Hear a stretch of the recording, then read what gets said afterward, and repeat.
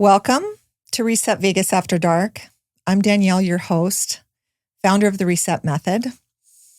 What high-achieving women don't say out loud, the real conversations behind success.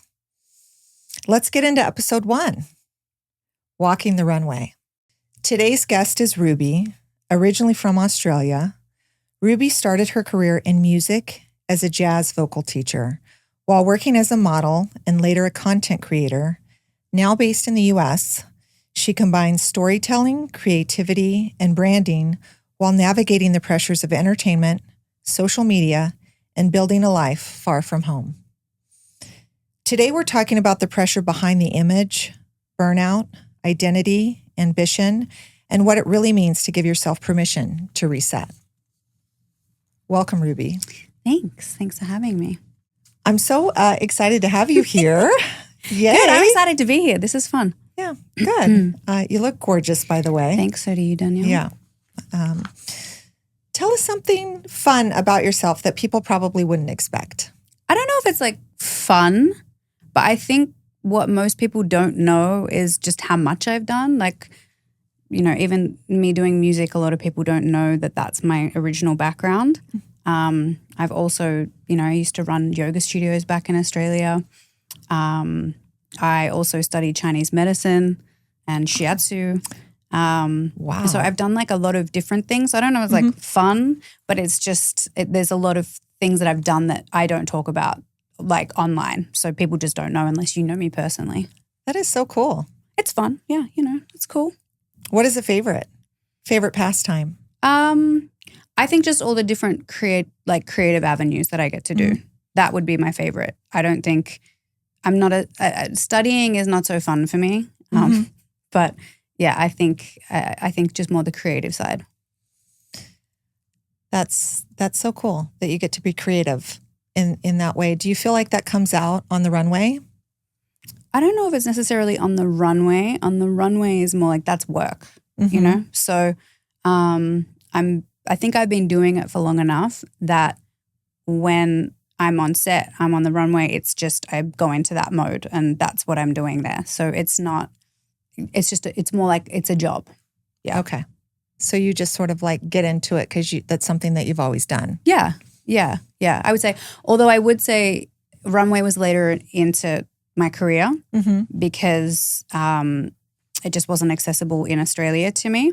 So I had to learn to be confident on the runway. That's pretty cool to hear. Like, what do you think? What do you think helped you step into that, building your confidence? I think for me, there's a few different things. The beauty standard in Australia is very different to what it is here, particularly growing up. It was very like girl next door, tall, blonde, skinny. I'm short, curvy. And so when I was in Australia, I would only book things that were pretty much like chest up. So I just did a lot of hair and beauty campaigns. So then when I came here, I noticed that because the beauty standard is quite different, I got to do a lot more like full body, and I started booking things for, with brands, clothing brands, and then eventually made it to Runway, which was kind of the ultimate like joke to me because I would never be confident back in Australia to do something like that, particularly in swimwear. You look so confident when you're on stage in front of the camera. Did that take practice? I think coming from being a model, you already know how to be in front of a camera. And so that part's already done. The walking, I just got thrown into it. So I don't know. I just faked it and hope for the best. And then you start honing what you're doing, right? So yeah, and I think it's really important, particularly these days, that all different women are represented, all different body types are represented. Yes, we saw a sway to more curve, but it's coming back to like skinny talk and those sorts of things that are really damaging to women and women's psyches and, self-esteem. So for me, it's really important that I did step up like that to represent, I guess. That's so powerful. Did you have to sort of step into that space emotionally were there challenges to it being on the runway and being in the public eye before you were able to sort of step into that confidence? Yeah, I guess it's sort of let me think here. I don't know about emotionally. I could say I think again it's just like practiced and you get more used to it. Wow. So okay, so you've been doing this for a minute and you're a natural. I mean, I don't know, but it comes naturally now because I put the work in, I would say. Yeah. Yeah. Well, I've seen it. I've seen you in front of the camera. Thanks. And I really admire your beauty and we've had an opportunity to get to know each other a little bit. Mm-hmm. So I get to see your inner beauty as well. Oh, thanks so much. Yeah. So, and the assertiveness. Do you feel like modeling has helped you step into that? Yes. Yes and no. I honestly would say probably moving to the US made me need to be a lot more assertive with people because just culturally it is very different. And it took me a little while to realize just how it is different. And so I had to become a lot more assertive in spaces, and that translated into modeling anything that I'm doing. Do you ever feel pressure to always be on or hold a certain image together? I don't know about always being on, but if I am doing something publicly, yes, I want to make sure that I'm representing myself properly. I think as women, we are highly scrutinized and your reputation is everything. So you have to almost do double the work to make sure that no one can say something that could harm that reputation. So I would say maybe almost like a hypervigilance to that and to making sure that those things are, I guess, protected. Yeah, that makes a lot of sense. Yeah. So you're sort of surviving up there in the best way possible. Yeah. Yeah. You could say that. Yeah. But wow. So do you ever feel like performing and being seen brings out a certain side of you? I don't know if it does. I'm actually, I would say more of an introvert. I like a lot of alone time and I can do those sorts of things in pockets. So I'm got all the attention on me, all the cameras are on me. Yeah. But to do that is like, it's a lot of energy. So I have to have a lot of turn off time, switch off time, and then alone time in order to counterbalance that, I guess. Yeah. I don't know if that answered your question, but it totally does. I see that a lot in entertainment in Las Vegas. Yeah. People that are performing or in the public eye, that they tend to go towards more the introvert side. Yeah. Yeah. Almost like it's a coping skill or something. Yeah. I think also maybe for me personally, it's really hard for me. It's very draining for me to have surface level conversations, and that's part of the industry. So for sure, if I'm putting energy into, meeting someone, talking to them, I want to get to know them on like a much more personal level. But when you have to do something that's more networking based or work based or whatever, that's not what the prerogative is. So that's not what's going to happen. So just for me, I think it's more, I just get drained having to. I hear what you're saying. Yeah, because it's just not my nature, I guess. Yeah, you're almost like you are there in body. Yeah.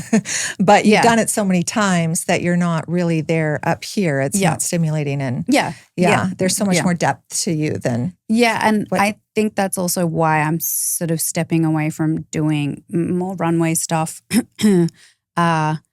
because of that. It's just you're kind of a product at the end of the day, which I get it. That's what the job is. But I'm just sort of pivoting a little bit at the moment.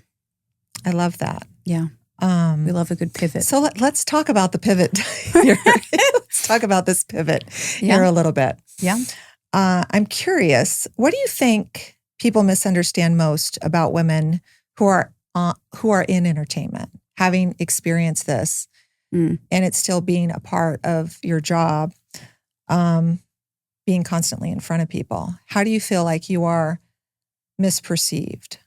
Yeah. So I think what maybe is misinterpreted, or maybe the pressure I can see is women have to be a certain way and seen a certain way, almost like virtuous. Yeah. And if you step out of line in that, because essentially all of these institutions are run by men, and we kind of have to play this game to cater to those things in order to get what we want. Right. And to further our career. And so if we are seen, too aggressive or too assertive, then no, that doesn't look good on you. It doesn't reflect well on you. Right. But then if you're too soft and people take advantage of that. So there's this really weird tightrope that you have to walk in order to get where you want, get what you want, that I think inherently men don't have to do. Right. That would be my answer. Right. Standing in your power. Yeah. And almost being judged for it. The more you succeed, and embracing your power, therefore you're threatening. Yep. Or yeah. And that can go with other women too, Yeah. right? Like women are pitted against each other. It's not a revelation or anything. We know this. And so that's where the competitiveness comes and the comparison comes. And so it's pretty tough. It can be pretty tough, particularly if you really care about people. Yeah. You don't really get that same maybe feeling back because everything is more competitive, I guess. Yeah. And what I'm hearing is that, there can be a lot of people who admire you, right? But they don't necessarily see who you are as a person. Yeah, absolutely. Yeah. And that's, I think, the issue with social media is obviously people post what they want you to see. So that's not a human being. That's a curated thing. I'm very private. I'm a very private person. So people don't even know my personality.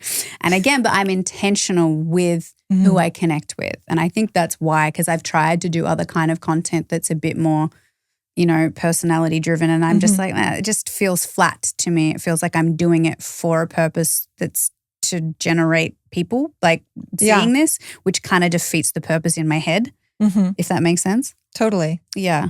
Yeah. So let's talk a little bit about the pivot. Okay. Yep. Yeah. Cool. Yep. What does that look like for you right now, embracing yourself as Ruby, the Ruby that doesn't have to put on a show, the Ruby that can step into being her authentic self?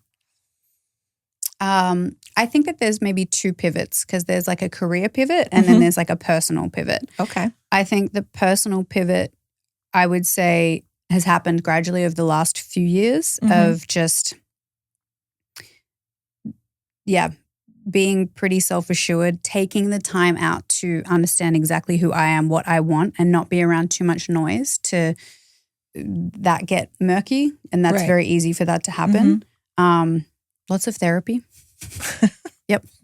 I think, I mean, really though, like, if somebody has told me that they've done therapy, then I will probably, say I was going to date someone and they said, oh, I've done, I'm in therapy. I'd be like, excellent. Tell me more. Like I would take them more seriously because I know that they're doing that self-work. So I think that, for me, it's just been like this constant affirming of why I'm doing things, what I want. And sometimes that's not clear and that's okay.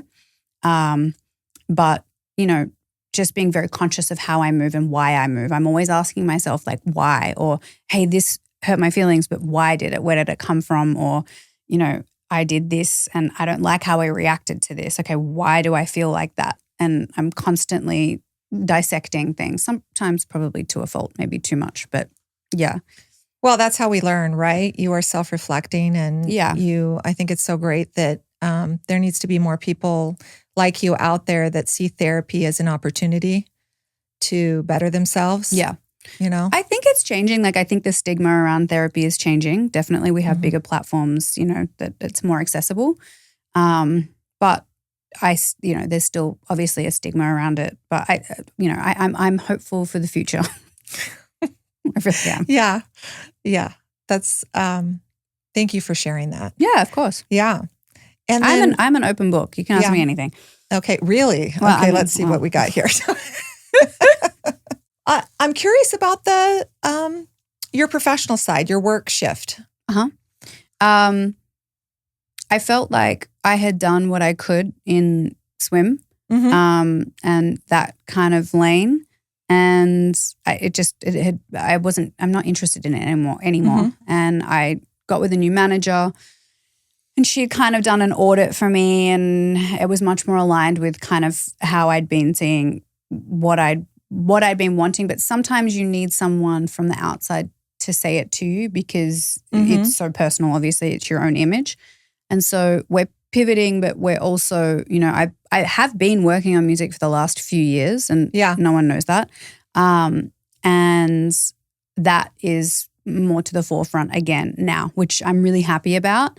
But I'm just being very careful with when I release it, how I release it, what my sound is. I want it to be good because, again, inherently, if you do one thing and you're in the spotlight, I do modeling and social media, people see me a certain way.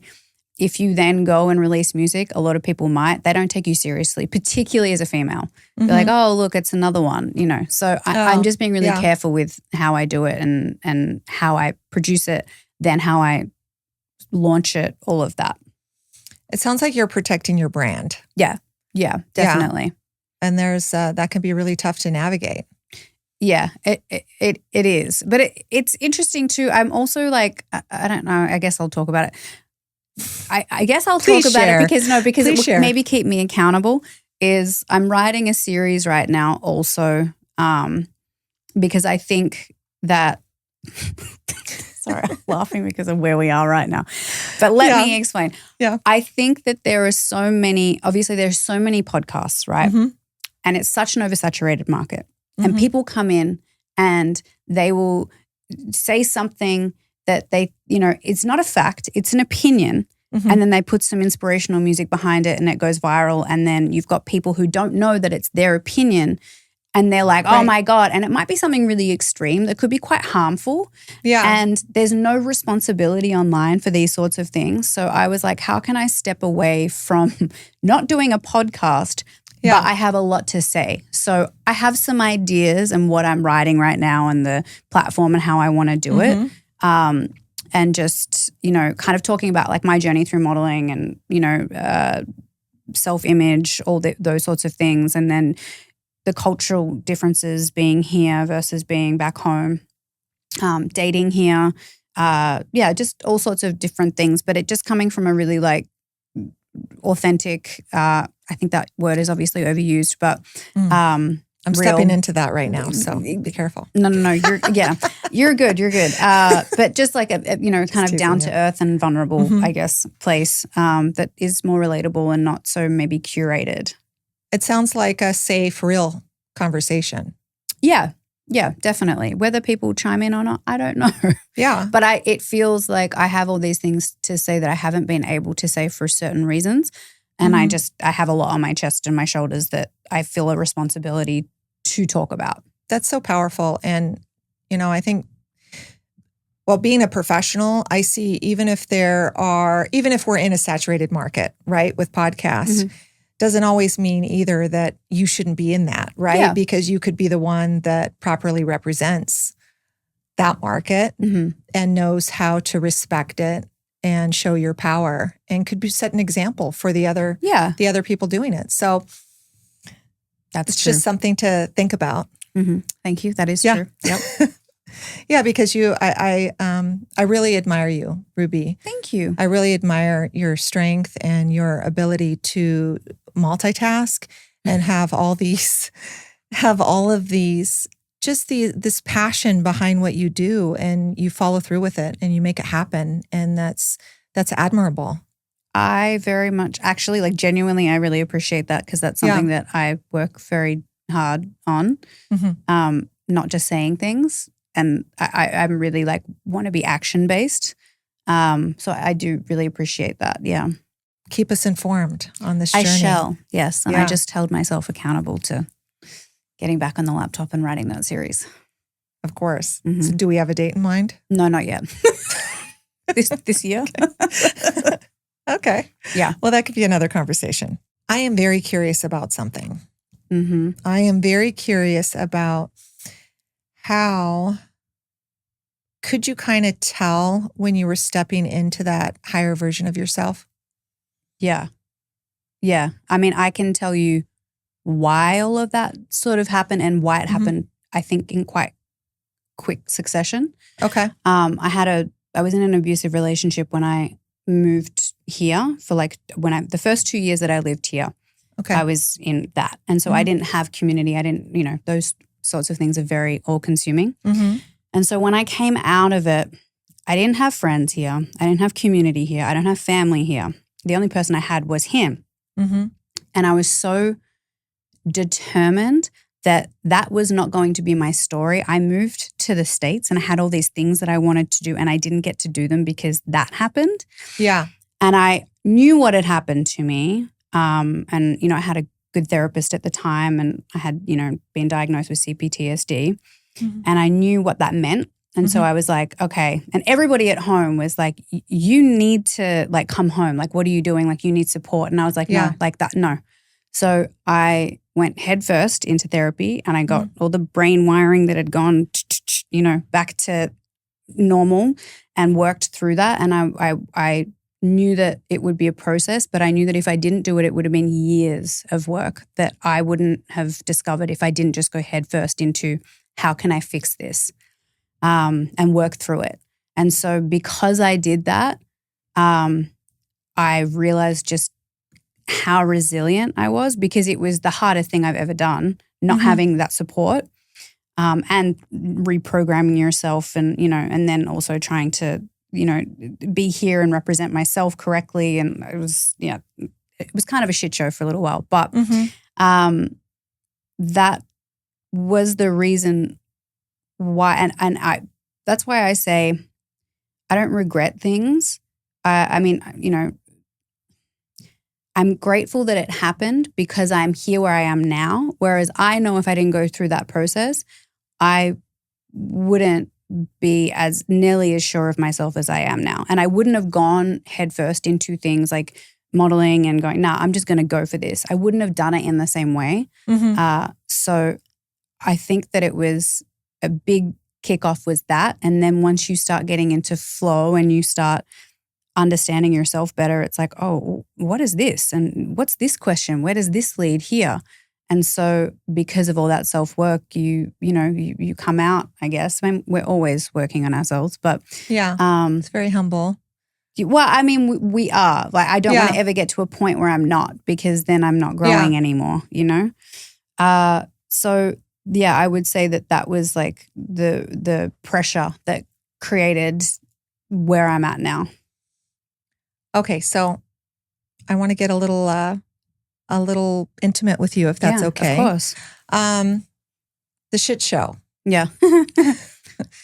So when you talk about it, it almost sounds like, you said that it was hard and challenging, but can you tell us a little bit more about that shift, about how you were able to step into and embrace, because we make these decisions, right? We make these decisions that it would have been so easy to go home, right? It almost, in a sense, sounds like that would be a really good option. You've got your parents there, you're leaving this person that's not a good person for you. So what gave you this strength and the ability to decide, hey, I got to stay here. I got to stay here for me? I actually honestly don't know.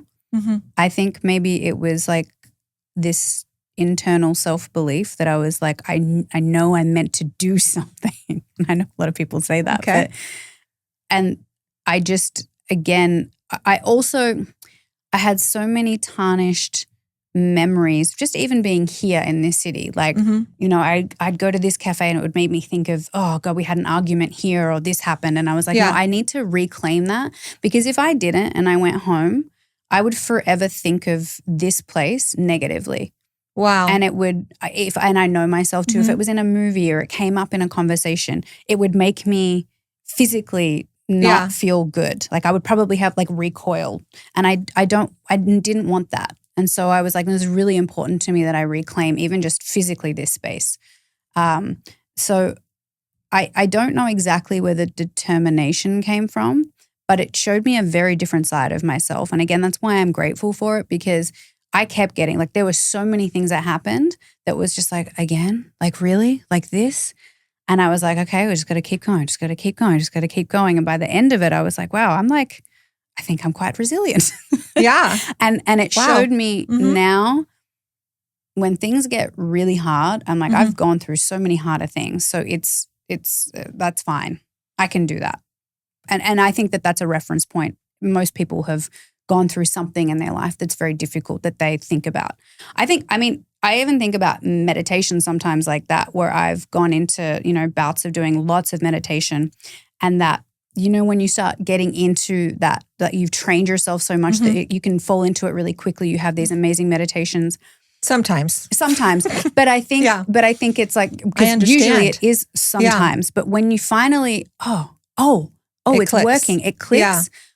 That I almost think it's similar in a way that, like, I have this self strength that is not about anybody else, and if I can sit with myself and everything else disappears. Yeah. But I feel strength in that. Like, that's how I feel when I do click into a good meditation, that there's nothing else that I need. It is purely like I have every part of power that I need within me. And that's not in any type of egotistical, any type of power trip kind of way. Yeah. It's just very like what meditation is. You're completely, whatever you want to call it, aligned with self, whatever. Yeah. And it's a similar feeling that I think that grit that you have. I totally understand what you're saying. You chose to strengthen that relationship with you, to listen to your voice, absolutely, your inner voice, despite your surroundings. Absolutely. And it sounds like one of the most challenging things that you've ever done. Mm-hmm. You embraced. Yeah. And you now can see how much you learned from that. Right? It's always through the hard times. It's never the easy times. Oh, yeah. Yeah. So I think that this is so great for our audience, because it can really show, like, for anyone navigating a really difficult time or in a relationship they're not supposed to be in, or just hurting and not knowing what to do, that there is a beautiful story just waiting for you on the other side. Yes. Always. Yeah. Always. Even if it's like the worst thing, everything changes, everything flows, nothing is ever stagnant. If something is so terrible, and it can be, it's not going to stay like that. It cannot. In nature, it cannot. So yes, things will change. You may, but it is really up to you how you decide to respond to things. That's the only control you have. You can't control what that person's doing, how that person reacted. All you can control is yourself and how you react to things. And so when you realize that, you're just like, wow, I feel kind of like unstoppable. Obviously, you get challenged with different things in life and blah, blah, blah. But it is a certain strength. We have to choose to take ownership. Yes. And it can be really easy to make excuses, right? Absolutely. And not even really fully embrace, like, oh, wait, accountability. Like, oh, that was just an excuse that I made. Yes. Yes. I call myself out daily. Mm-hmm. I always want to be accountable, because I've not been before and I didn't recognize it. And accountability can show up in so many different ways as well. Absolutely. And it can be really obvious things like, I did that and I didn't clean it up, and, I didn't take accountability for lying about it, or, something, or to the point where it could be something that you don't even realize you're playing victim in your own story. Like, I could have, in that situation that I'm talking about, I could have been like, all these terrible things happened to me. I was in this terrible relationship. I'm the victim, blah, blah, blah. And don't get me wrong, there is time to feel that, because that is essentially that. But if you stay in that mindset, nothing's ever going to change. So there's like this switch of like, okay, well, I don't want to be a victim in any type of story. I want to take accountability for my actions now moving forward. I love that we're talking about this and we've gotten here in this conversation, because this is what the reset method is all about. There you go. Just having boundaries with what you're willing to tolerate, being honest with yourself about where you're at. Are you doing the things that really align with who you are, or are you just doing them because they're what you think you're supposed to do? Yep. And there's a lot of women out there that are really doing the things because we get stuck into these roles, right? These expectations. And as we have more duties, stepping into our roles as a mom, our roles as whatever roles we're playing, they start to compound. And it starts to become more challenging. Yeah, definitely. And so it's really important that we learn to take accountability, right? And if we do get on that hamster wheel, knowing how to reset ourselves. So I am curious with now where we are in the conversation, like for you, what do you do like when you get stressed or you see that happening? Like how do you deal with it? Yeah. I think there's like varying degrees of that, let's say reset, right? There can be ones that are, day of, the daily, because I've got so many other things going on that is like maybe for me, I need to switch off. I need to not be around anybody. I need no one else's energy around me. And whether that's like, okay, I'm going to do breath work, I'm going to meditate, or I'm going to watch a TV show because I want to disassociate from what's going on. Right. Cool. You're regulating is what you're doing. Exactly. That's the R in reset. You're regulating, coming back to yourself. Yep, absolutely. This is where we got to restart, right? Yeah. And you, if you don't do that, you can't keep going. You're going to be in that flight or fright space consistently, and you won't be making good choices for your, whole betterment.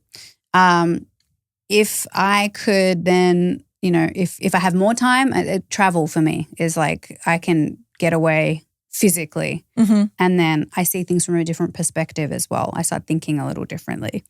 So those, I guess, there's like the opportunities that you have. Yeah. So it just really depends. So I would say those sorts of things for me. Journaling is a big one too, like when I'm hyper anxious because I need to get that. It's like such a cyclical way of thinking. I have to get it out onto paper so I can see it. And the other day I even called myself out and I was like, I'm so sick of writing the same things. Oh, like, interesting. I don't want to be doing this anymore. Like if I read my journal, I'd be like, Were you complaining? Yeah, like I'm like, all this. I'm complaining about the same things. Yeah. And well, there you go. There's a pattern. Yes. And I was like, we got to watch where the pattern takes us. Exactly. I need to start changing that narrative. Yeah. And, yes, they're definitely difficult things, but I got sick of even my own writing or voice, whatever. So, just being like, what do you want to change? What do you want to change, Ruby? In your journal? I think, it's all situational right now. So I guess it's my approach to the situation and how I'm feeling about it because I can't actually change the situation so much. Okay.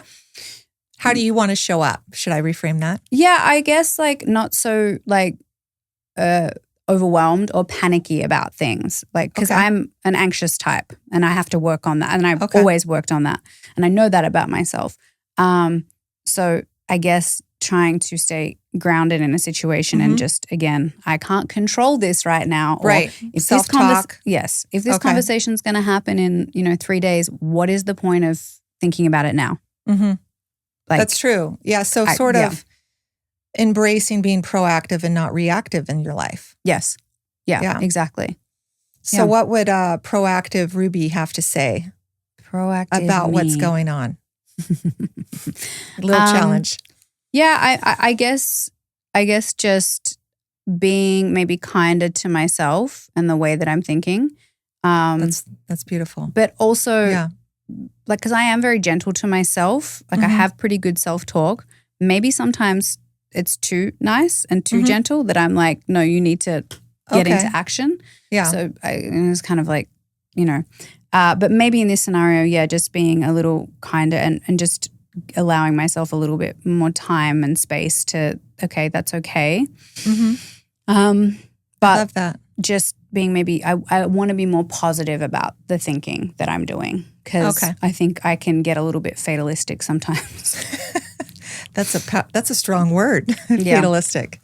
But you know what? You are, this is so beautiful. And thank you for sharing this in front of everyone because it shows your vulnerability with just challenges that all high achieving women go through, but we don't ever really talk about it.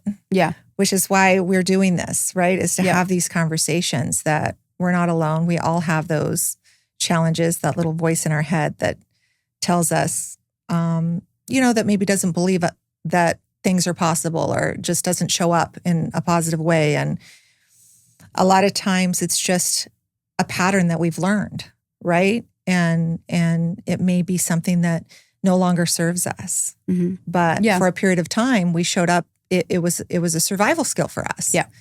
And so these are being able to reflect and go and regulate are those opportunities to be able to really have those conversations with yourself. Yeah, absolutely. Yeah. So that's awesome. Yeah. Thank you. Cool. So what are we embodying then or embracing? I think, maybe I should say, I feel that it's trying to embody, the success that I see for myself already happening now. So whether I'm getting up in the morning, I'm not, I'm living the life that I'm seeing in future me and I'm trying to live in that energy now. That's beautiful. Stepping into your higher self. Yeah, which is difficult when situations are really murky. So specifically for me right now, things are very murky. So just trying to remember that energy, I guess, is the best way I could say it. So I that makes a lot of sense. What helps you do that? What helps you stay in that energy and remember that you are embracing coming into yourself, but you're in that, it sounds like you're in that period of where it's not a lot of uncertainty, right? Or unknowns. So how are you able to embrace that, stepping into the highest version of yourself? I actually think conversations like this for me are really helpful. Because sometimes when you talk to, I have a great group of friends and I'm on the phone every single day. I'm a talker. And that's how I figure things out too. I never knew. That's how I figure things out too, is I have to talk through things. Yeah. As well as obviously having your alone time and all of that. It's very important. But sometimes when you talk to people who maybe aren't in your immediate circle, the things that they ask you might be in a different way that somebody else has. So it makes you respond differently and then you start thinking differently. So I think community and that's very important. And obviously community is a huge buzzword these days and but having that connection with others. Yeah. And being okay to be uncomfortable. That's why I don't hold back if somebody asks me a question and I go, yeah, I'll tell you, that's fine. Yeah. I think it's very important. And obviously a lot of the time what you say to somebody, you might be like, oh yeah. And then you don't know the effect that had on that person too. And they might start thinking about things differently. And that's the ripple effect of being open and honest with people. Wow. There's a lot of awareness that I'm hearing. I try to be very aware. I've worked on it a lot. Yeah.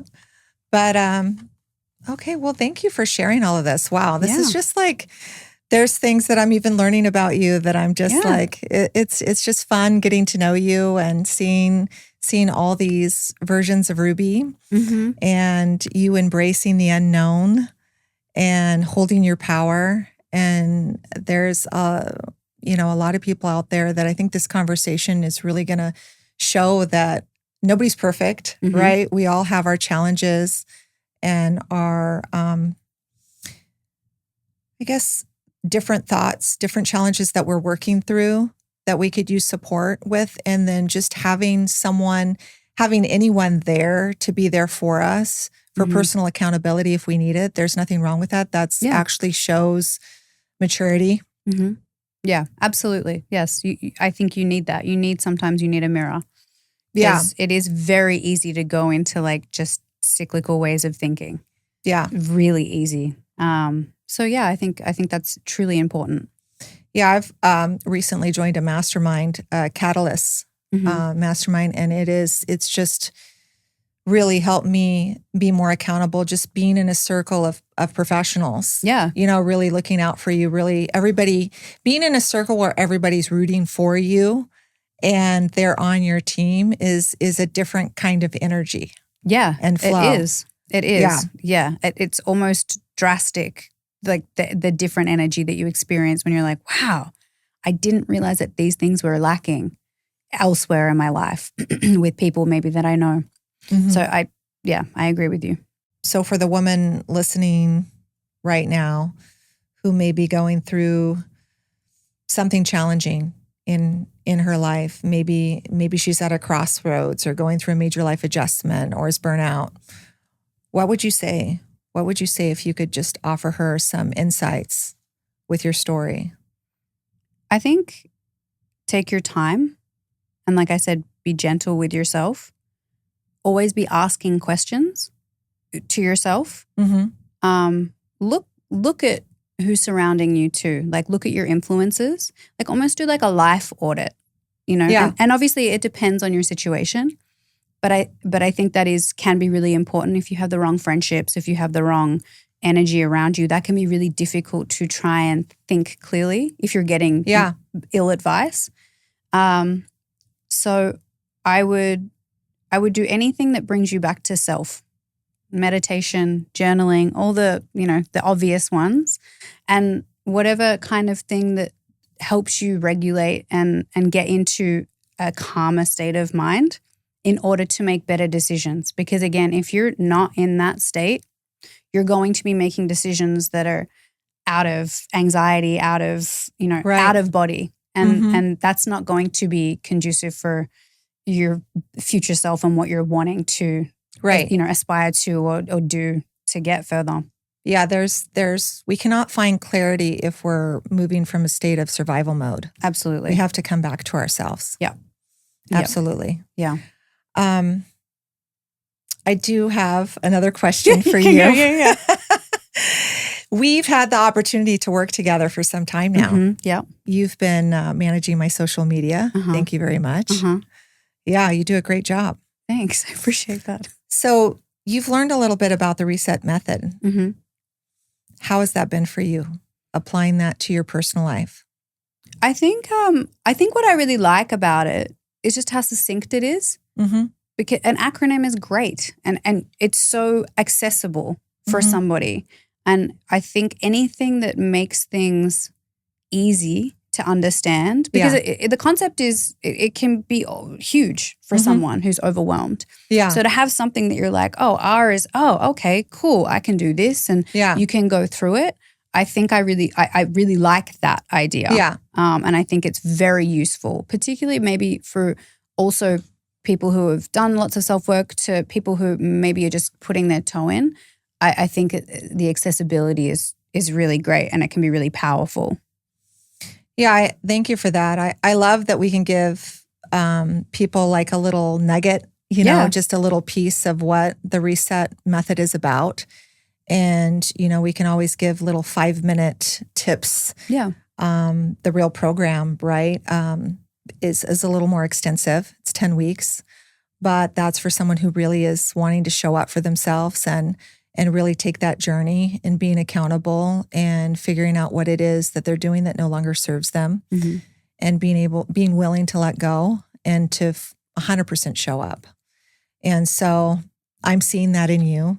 Thanks. And how you show up, and just the vulnerability with being present in your life, even when you don't know what's happening. You are exactly where you need to be right now. Thanks. I sometimes definitely need to hear that. So thank you. Well, I appreciate you. And I just thank you for being a part of Reset Vegas After Dark. This has been really fun sharing this experience, this first episode with you. Yeah, this is great. Yeah. And the space was created for real conversations behind the image. So the pressure, the burnout, the identity shifts, and the moments when women choose themselves again. So if today's conversation resonates with you, this is your reminder that you don't have to stay stuck in survival mode. A reset is possible. You can reconnect with yourself, gain clarity, create peace, and build a life that actually feels aligned. So this concludes today's first episode of Reset Vegas After Dark. Yay. Thank you so much, Ruby. Thank you.